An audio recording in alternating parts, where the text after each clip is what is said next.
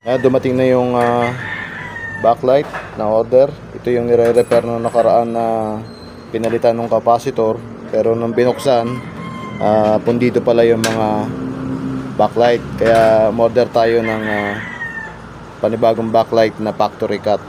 I-check muna natin tong voltahe nitong existing na o yung original na backlight nya kung ilang volts. Ito yung DIY ko na backlight tester.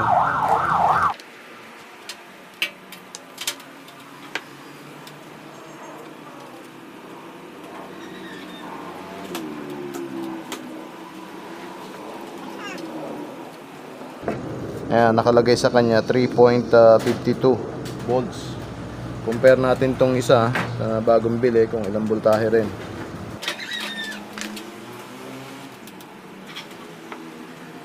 Ayan, 3.20 volts. Sabihin, match siya, 3 volts. Ayan, ikakabit na natin. Ayan, bago mag-proceed na ilagay itong mga backlight na to, kailangan makuha muna natin yung saktong butas nung papel na to, itong plastic na to, para mai-planto kung saan siya tatama. Kasi dapat to sumakto doon sa butas ng plastic na to.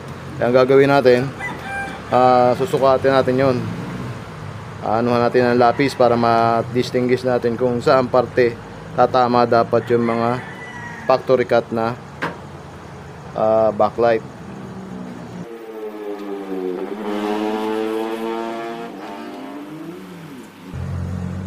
Kasi pag nawala sa butas, tatakpan siya ng plastic.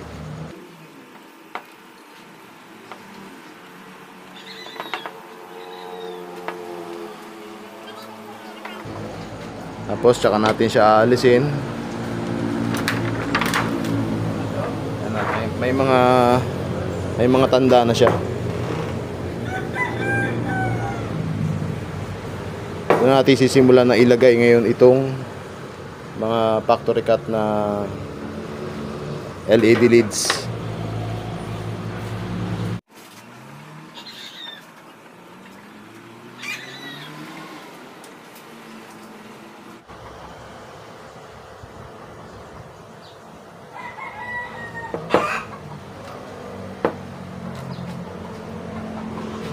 Yan, need na lang natin wiringan.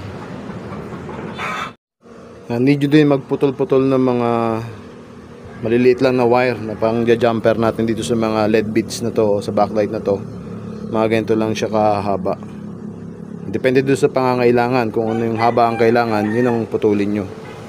Ayan na siya. Yan, ikabit na yung mga jumper. Testing natin.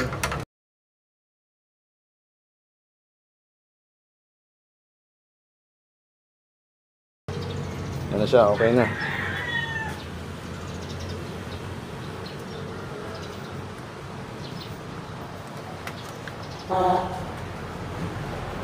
Pag magkakabit ng factory cut na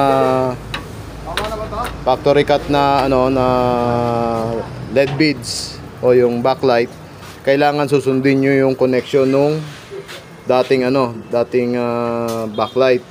Kagaya nito, ang positive ay pumunta doon sa kabilang side, tapos yung isang linya, yung negative, papunta rito sa babang side. Ganon din sa kabila.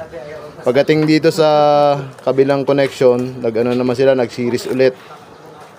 Huwag kayong magkakamali doon sa polarity, dahil itong LED beads na to ay DC. Kaya mayroon siyang positive at saka negative. Yung connection ng ilaw niya ay naka-series. Yung dalawang row ng backlight. Ikabit ko na yung board. Ilagay ko na rin tong cover nya. Napapansin nyo, halos pantay siya doon sa butas, kaya dapat siyang sulatan muna bago ikabit yung beads. Plug in natin.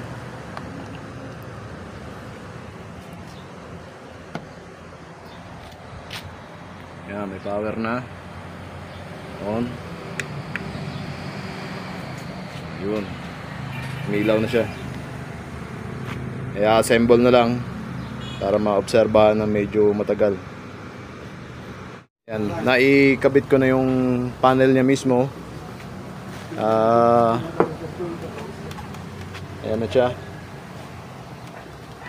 Try natin i-plug in.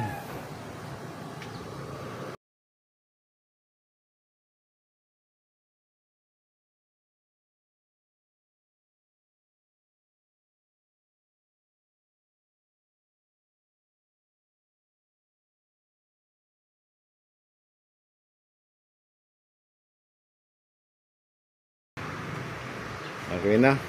Maraming salamat.